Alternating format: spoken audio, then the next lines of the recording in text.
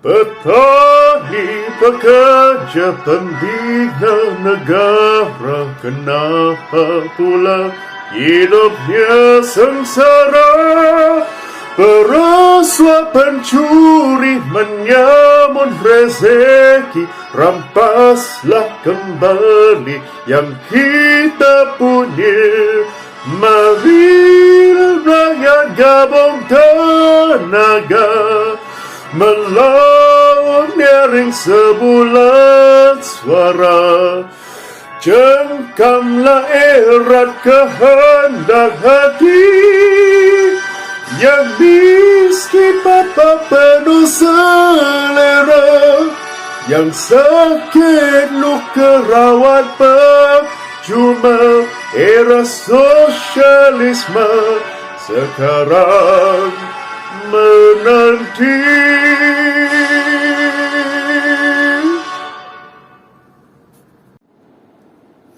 Hello and a very good evening from the brutal capitalist dictatorship of Kuala Lumpur. I hope you're having an amazing day, because if you're having an amazing day, I'm having an amazing day. And if I'm having an amazing day, you should also be having an amazing day. Now, as you guys are well aware, Jocelyn Chia, the Singaporean-American comedian, and I use the term very loosely, is now persona non grata in Malaysia. Yes, she and her American friend Chrissy Mayer, are now officially persona non grata in Malaysia, right? Both officially and unofficially, because if either of those two people show their faces in Malaysia, well, they'll either get stoned or crucified. And I'm just being facetious here. I'm actually being hyperbolic because, we Malaysians would not go to such violent lengths in order to avenge our honor. We're civilized folk, But anyway, the point is that Jocelyn Chia is now the most hated person in Malaysia, followed probably by Chrissy Mayer, right? And next by Dr. Jason Leong, who basically gave his support towards Chia in the midst of all the cyber attacks that were being carried out on her. By the way, Jason Leong is rather an odious cretin, He is a nasty man. Nasty fellow who once went on a tirade about mainland Chinese being distinctly different from Malaysian Chinese, because apparently Malaysian Chinese don't shit on the floor, in Dr. Jason Leong's words. So yes, as you can see, I have no great love for Dr. Leong either. If you're a Jason Leong fan, I have nothing against you, but I have no great love for the man. There was a particular tweet by Chrissy Mayer, the anti-woke American comedian, who went on about Malaysians reacting so furiously towards Jocelyn Chia. And she said, apparently Malaysians don't have a sense of humor. And she asked if it was a cultural thing, right? Now, let's assume that Mayer, was coming in good faith, and she genuinely wanted to know if it was a cultural thing that Malaysians simply don't have a sense of humor, and she wasn't being tongue-in-cheek. Let's just assume that, right? And she was genuinely wondering why scores and scores, millions and millions of Malaysians, despite not having any relatives on board the flight, the tragic flight of MH370, would get so upset at Jocelyn Chia for making that dehumanizing joke about those people about Malaysian Airlines MH370, right? Let's assume she was coming in good faith and genuinely wanted to know why Malaysians who had no relatives on board the flight were upset about Chia's remarks. And then I think that boils down to the fact that Eastern culture is collectivistic. It is not individualistic, meaning that if you are a traditional Asian person, right, a tragic event not only impacts the people involved, but also the nation as an extension, right?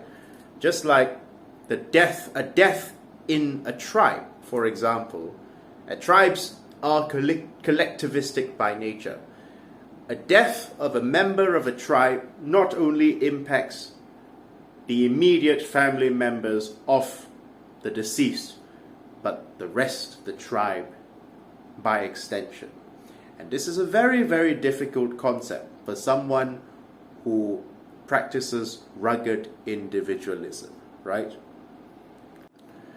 Now, what is rugged individualism? Well, rugged individualism is basically a philosophy that originated post-French Revolution, and it's a philosophy that many people in the Anglo-Western world take for gospel, right? The belief that every single person is a hero in his or her own story, right? And apparently, a person should do things and carry out things purely for the self-interest of the individual, right? The individual takes precedence above all else, right? And this idea is very, very strongly ingrained in the minds of many American people. And I don't mean any disrespect to you if you come from America, right? This belief that the individual is paramount, or rather the individual is the most important thing in the world, right? This idea that, you are a unique little snowflake, and that basically whatever happens to the group doesn't really matter, basically. As long as your house is not on fire, well, it doesn't matter if the entire village is on fire. That's basically the idea of rugged individualism. Like, basically, I look out for my own business, mister. You don't bother me, I don't bother you. Basically, it's a rather selfish mentality. And I won't say that it is innate in an American person. It's not biologically innate. In fact, American isn't even a race, right? But it is a byproduct of capitalism, which prioritizes profit or gain at the expense of anything, or rather, profit or gain sparing no expense, right? Right. So rugged individualism is this idea that basically, you are an individual, and basically, if you are a real man or a grown-ass woman, apparently, you do everything for yourself, to please yourself, and whatever anyone else thinks, whatever the group thinks, whatever the community thinks, it doesn't really matter, because basically you have your truth, I have my truth, and basically we are all unique individual little snowflakes, and we don't really have to give a damn about the collective society, because they're not really relevant to us, you see. And you'll see this philosophy of rugged individualism being particularly parroted by these bootstrapped boomers of North America, basically, who go on rants such as, for example, it's not my job to pay for your tuition fees in your useless liberal art degree, or, for example, medical health care should not be free, mister. Medical health care is not a right, it is something you earn. Basically, this idea of rugged individualism is something which many, many Americans and Australians pride themselves upon. This idea that they themselves are self-reliant, and they themselves attained their success by the sweat of their own brow, and basically the idea that, people who are rich, people who are successful, are simply so because they are better than people who are unsuccessful, and that basically because they basically have better brains and better, better intellect. So according to the individualist point of view, right, and bear in mind that this is not a strictly Western thing, yeah, even Asian countries like Singapore, South Korea, and Japan have also taken on this ugly, rugged individualism, right? Although not to the same degree as America, you see traces of it in countries like Singapore, South Korea, or Japan, basically where these societies basically end up losing their Eastern community spirit and end up becoming very much colder and far more robotic and less warm than they would be otherwise without Western capitalism, right? It's an inevitable byproduct that arises out of laissez-faire dog-eat-dog capitalism. And America is basically laissez-faire dog-eat-dog capitalism on steroids. And the epitome of rugged individualism would be a bootstraps Republican like Thomas Sowell. I really, really wish someone like Thomas Sowell, for example, the bootstrap Republicans who go on about personal responsibility, or individual personal responsibility. I really wish they would not use the Malaysian Chinese like ourselves as, the model minority. I really wish they wouldn't, because, I doubt that these people have an inkling of how collectivistic and communal, I didn't want to say communistic, communal, the Chinese culture really is, right? It is not individualistic, right? Just like Jewish culture or Italian culture or Arabian culture, Chinese culture is communal oriented. Now, what does that mean? Well, it basically means that every older woman is an auntie and every older man is an uncle. Like when I go and eat hawker food, for example, I address the hawker man or the hawker lady as uncle or auntie, right?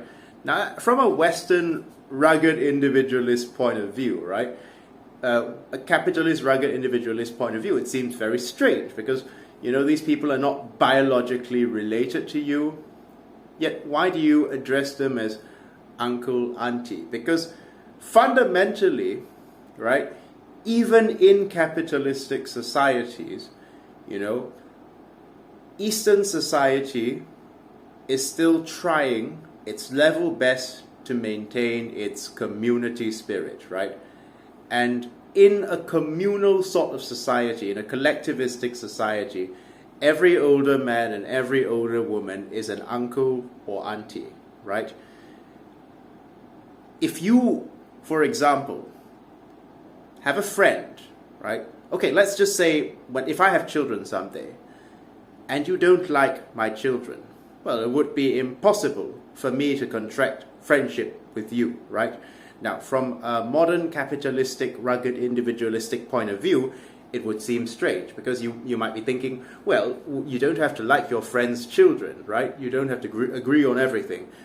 But you can still be friends with that person if you share similar interests, right? Like fishing or pets or hunting or what have you. No, that's not how it works in a traditional Eastern society. Because if you don't respect my parents or you don't respect my children, that means you don't respect me, right?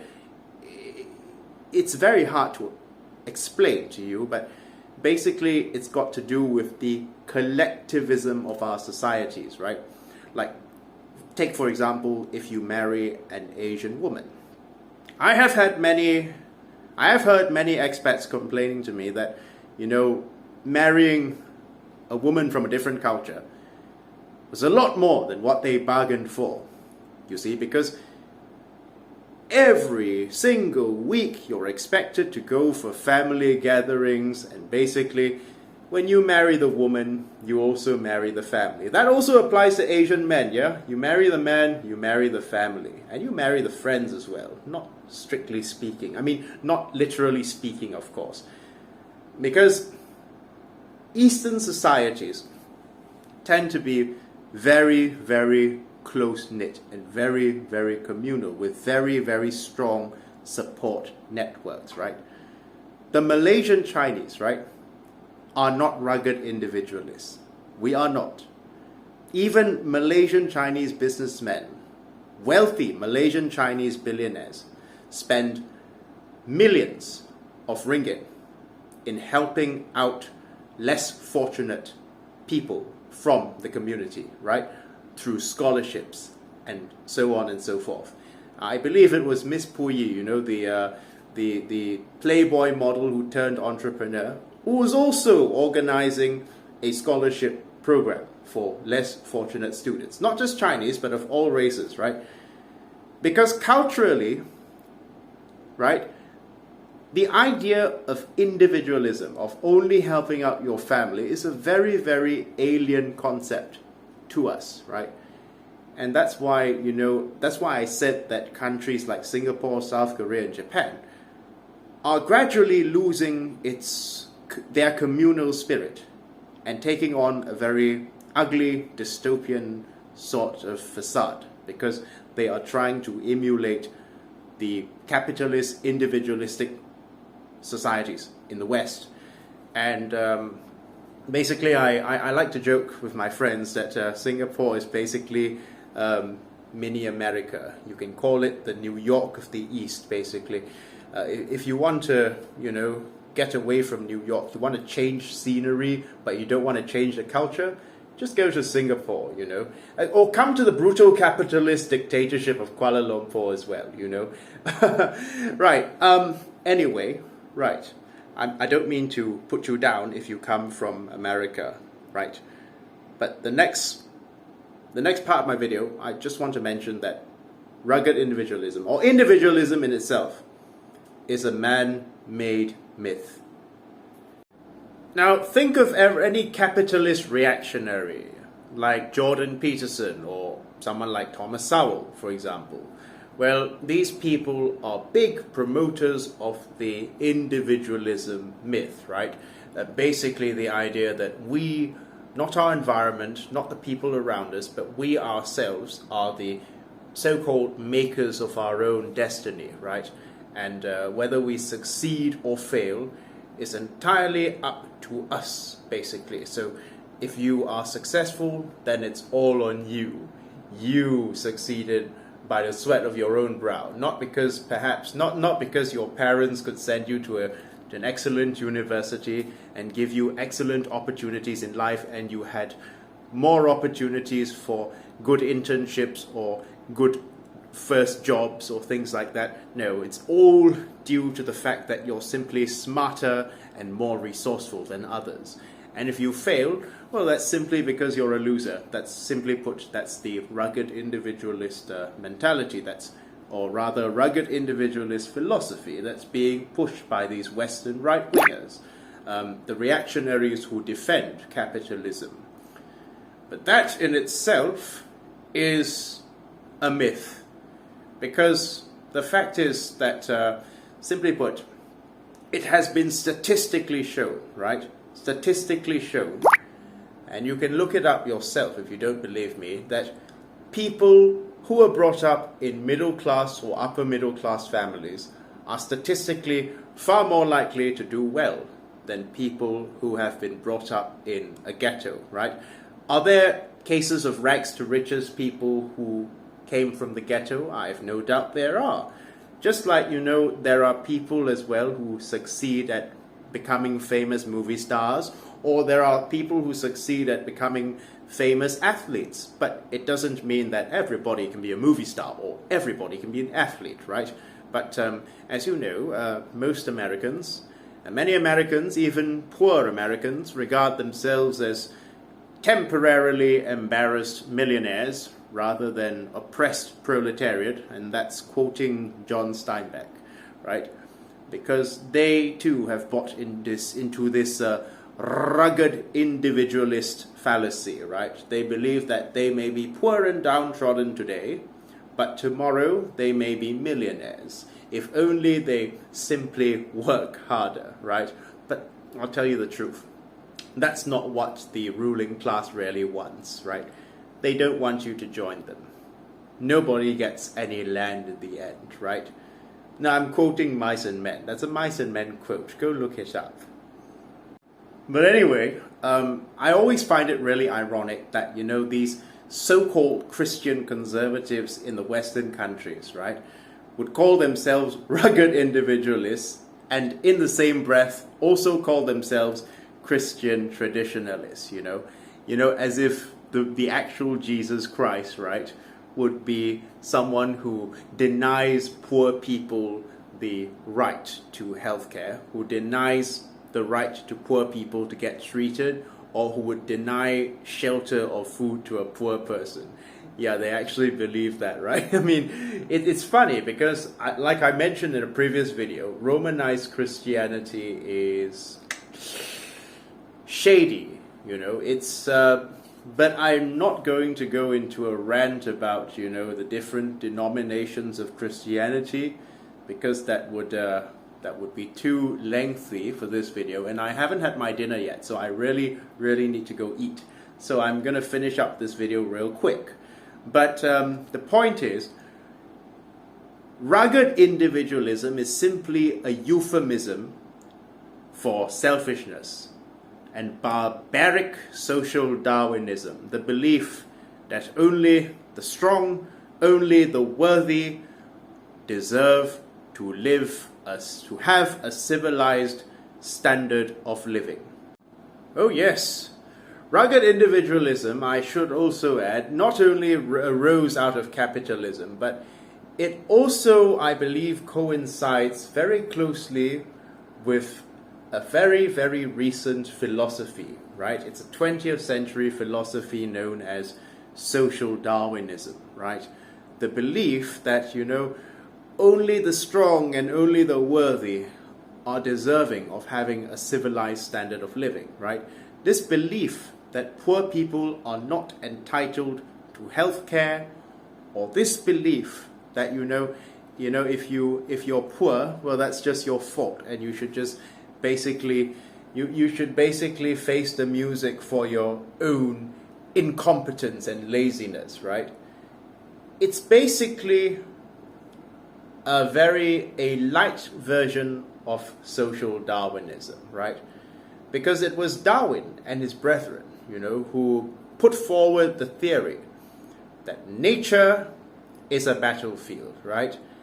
And organisms that are worthy, right, will survive to carry on their genes to the next generation, while organisms that are unworthy, so to speak, will end up going extinct, right? Well, not only that the social Darwinists apply this theory, this survival of the fittest theory to different races, right? By categorizing different races as different species, in fact. No, they also applied it to different individuals of the same race, right? And that is what Jordan Peterson means when he talks about a dominance hierarchy, right? There is a class of people, according to Peterson, who deserve to rule, right? And a class of people who deserve to be ruled, aka, ergo, be oppressed, right? Now, basically, what I've always found off-putting about Peterson, really, is that despite having a reputation as a philosopher, Peterson has no intention of changing the world, but of keeping the world precisely what it is, right? That's what makes him a reactionary, right? But anyway, the reason why individualism is such an artificial philosophy, right, is because it's not natural, right? You see, I'm an optimistic man. I don't believe that human beings are naturally greedy or selfish, but that they have been trained to be that way as a result of their environment, right? I mean, if you're a dialectical materialist, right, understand that human consciousness is a product of its environment, right? Just like Confucius said, the ruler is the wind and the people are grass. The grass bends in the direction the wind blows, right? So if the ruler is corrupt, the people will be corrupt. So as I've mentioned, Confucius, the ancient Chinese philosopher, places the blame on systems, not individuals. And the same can apply to places like America, right? If people in America are selfish, materialistic, and heartless, for example, or not just Americans, if people in any capitalistic, dystopia are selfish and heartless, it is not the individual failing of these people, but rather the system that has contorted them to being that way, right? An ugly amalgamation. This rugged individualism is an ugly amalgamation of social Darwinism and laissez-faire capitalism that presupposes that everyone is simply a rapacious bastard who cares about his or her own self-interest, right? This idea, of course, right, is simply put what people have been trained to believe, right? And as such, people in cold, dystopian capitalist societies are more likely to be selfish and heartless. It's just the same in Malaysia, right? If you come to a big city like Kuala Lumpur, you'll find that people are much colder, they're less friendly, and they're a lot more suspicious about other people's intentions, right? But if you go to a rural area like Penang Island, right? I love Penang. I'm going to retire there someday. Or a rural place like a Malay village, right? You will find that people are a lot more charitable. They might be a bit more conservative in some ways, a bit more socially conservative, but you'll find that people are a lot more trusting, a lot more welcoming, a lot warmer, and a lot more hospitable in general, right? So it seems to me that, this rugged individualism and this, in what people call the intense selfishness, and coldness of modern society is simply the end result of capitalism. Yes, capitalist exploitation has existed for hundreds of years, but its end result is pathetic. Just look at America, for example, right? Yes. But let me tell you this. There is no tribe in the world that could ever have survived on rugged individualism, right? Just like if you have a ship, right, and you have 5 or 6 different captains trying to steer the ship in different directions, right? How on earth would anyone get to their destination, right?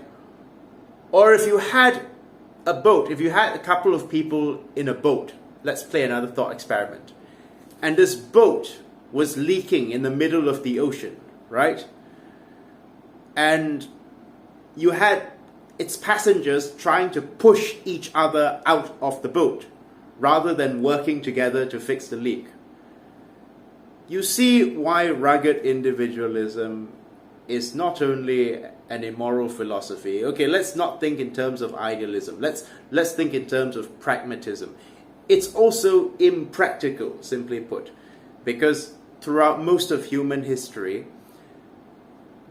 the survival of tribes or the survival of societies has been predicated upon mutual cooperation rather than dog-eat-dog competition, right? Can you imagine, right, a tribe in which every single member of the tribe regarded themselves as some individual snowflake who did not give a damn if the rest of the tribe, ended up dying or ended up, getting sick or whatever? Can you imagine what a bounty it would be? What a blessing it would be to an enemy tribe if everyone in a particular tribe were at each other's throats, vying to become the chief of the tribe, right? And people were not working together, cooperating in order to achieve a common purpose. Can you imagine for a moment what the fate of that tribe would be? They would be annihilated, they would be destroyed, and it would be due to their own stupidity, right? Because rugged individualism, right, from a survival perspective, is simply stupidity. Yes, even the American pioneering settlers in the 1700s and 1800s were not rugged individualists, right? That is a massive myth that these American Republicans, whose culture is less than 100 years old, want you to believe, right? Because in these tribes, people had to rely, I call them tribes, people had to rely on one another to survive, especially in a hostile terrain, you know, a hostile, uncharted terrain, right?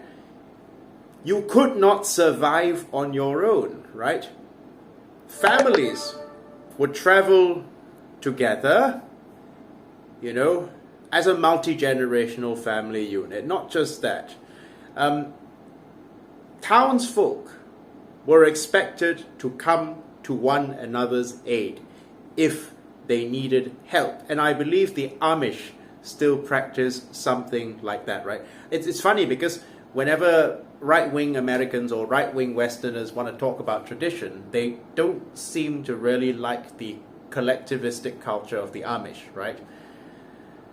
It wasn't a dog-eat-dog, mind my own business, you mind your own business, I mind my own business sort of culture.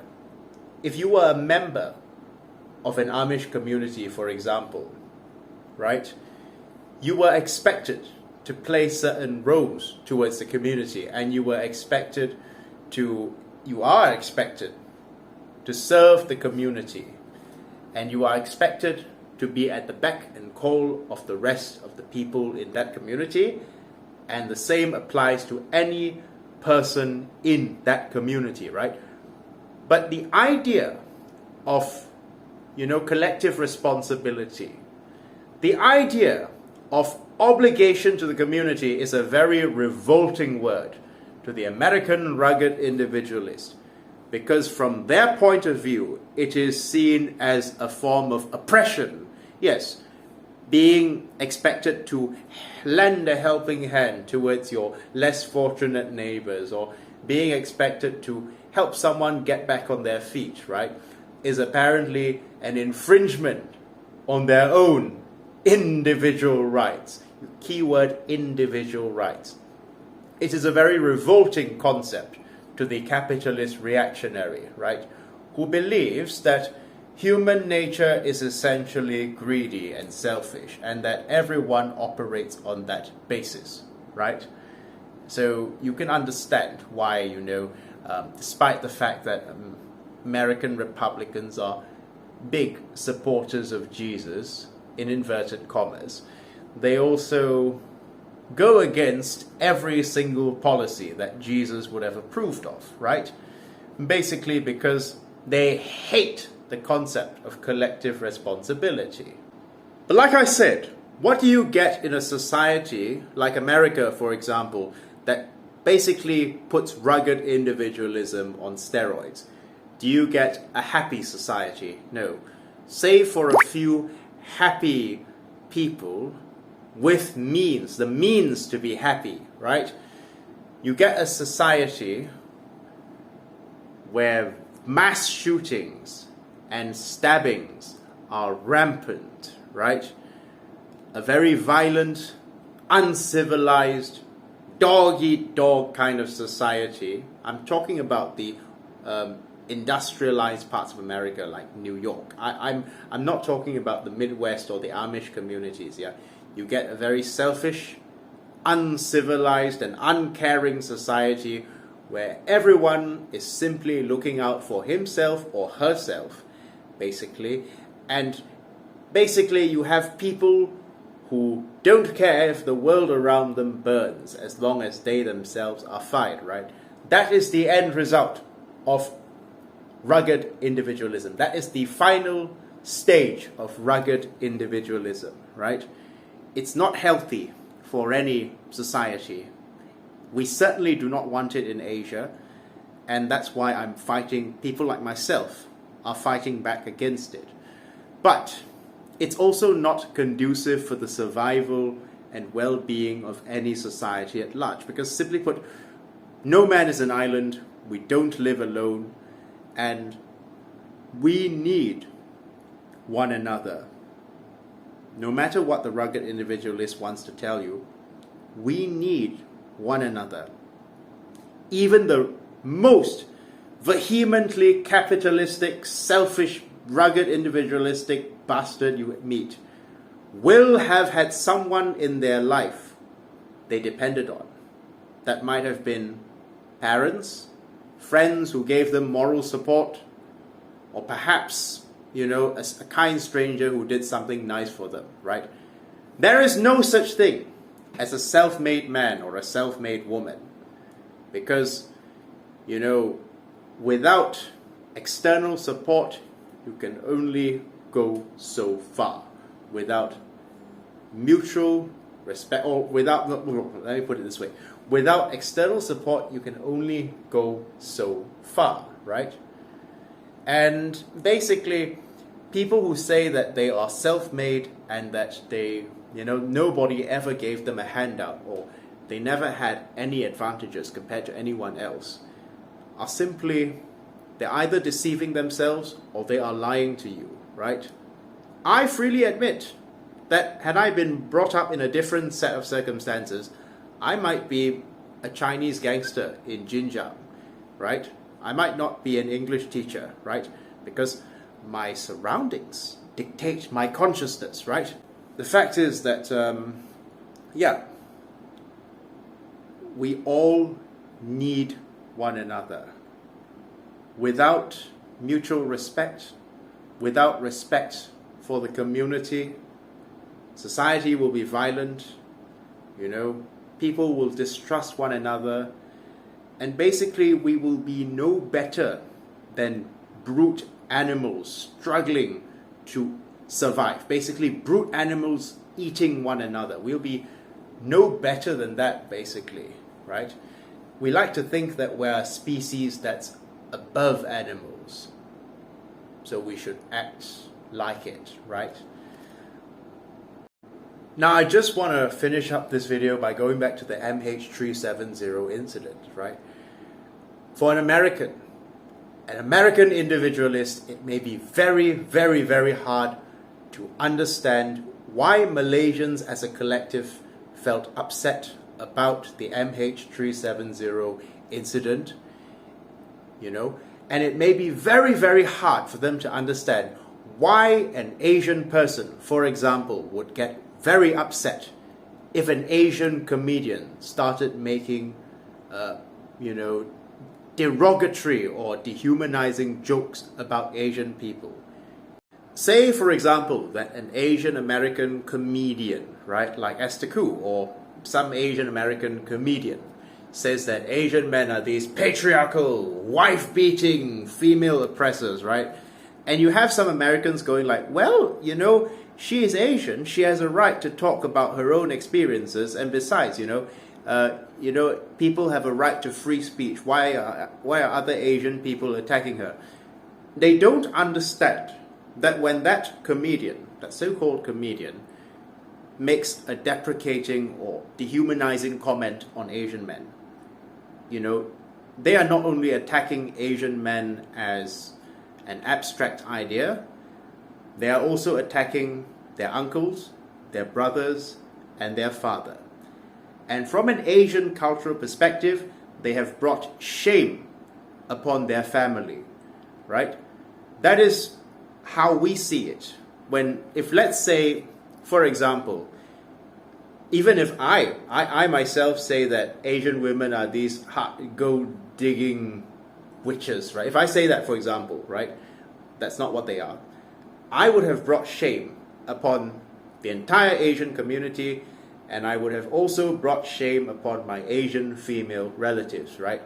And by extension, I would have brought shame upon myself as well. Because, you know, when you bring shame upon your family, you bring shame upon yourself, you see. So it's very difficult to understand, but it's very difficult for rugged individualists to understand, basically, the idea of collective shame. But that's why many Asians get upset when you see an Americanized Asian person shitting on Asian culture, or shitting on their Asian parents, or shitting on their Asian relatives. Because these things are supposed to be kept in private. You are supposed to honor your family. As long as your family is not abusive, you're supposed to honor your family in public and criticize them in private. Because if you do otherwise, you're bringing shame upon your family. Frankly, I don't find this collectivistic culture to be stifling, right? Like, I don't feel ashamed to be a member of my family, right? And, you know, I would never speak badly of any of my relatives, right? Even my relatives that I don't get along with, because if I were to do that, I would bring shame upon my other relatives who are related to them. Do you see what I mean, right?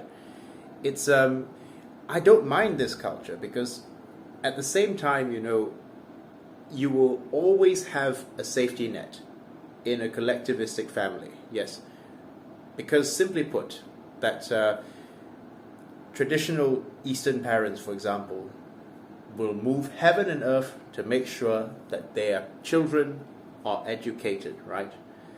They might be overprotective, they might be what you call helicopter parents, right? Sometimes you'll even see parents from places like Taiwan or China going to cook for their children, and much to the chagrin of some Western students, right, who lament that these people can't look after themselves. But at the same time, the way it works in Asia is that even if the generations are not living under one roof, our families are still very, very close-knit, right? And the same could be said about people like the Amish in America. You know, basically, the grandparents serve as the de facto babysitters for the grandchildren, and it is the children who bring home the bacon, so to speak, right? So each family member has a role, and when every family member fulfills that role, right, you have a situation where basically no one is left destitute, right? Or no one is left in dire straits, because there's always going to be a safety net in a collectivistic family. You might, of course, have certain expectations that are placed upon you. For example, you know, you're expected to attend family gatherings. You're expected to be nice to your relatives and to your nieces and nephews. But at the same time, you know, this arrangement is, frankly, my cup of tea. Because I know that when I have children someday, they will be raised in a loving environment. They will have grandparents who love them, who dote upon them. And basically, I shall always have a safety net to fall back on if I should ever need it, right? Which I don't, but I'm just saying, if I should ever need a safety net, I always have two people to rely on, my parents. And likewise, they can always rely on me to run errands, you see. So, and to be as good a son as I possibly can be, right? I think that's about it for today, really. I've rambled on too much, but I'd like to quote from, you know, J.B. Priestley's play, An Inspector Calls. We don't live alone. We are members of one body. We are responsible for each other. And I tell you that the time will soon come when, if men will not learn that lesson, then they will be taught it in fire and blood and anguish. Today, you might be rich and powerful, yet tomorrow you might be a pauper. Then, will you still ardently defend this so-called rugged individualism when you're on the wrong side of it? How does one determine the greatness of a society, according to Gandhi? Well, it's not the presence of cutting-edge technology if the people in that society are cold, callous, heartless machines. It is not the quantity of millionaires in that society, but the quality of life of that society's most downtrodden members that gives you an indication of whether it is a civilized or barbarous society. But I am an optimistic man, and I believe that every society in the world has potential to be civilized. So let's do it. Thank you very much, and have a wonderful day. And remember, we are members of one body, and we either sink apart or swim together. Thank you, and have a lovely day.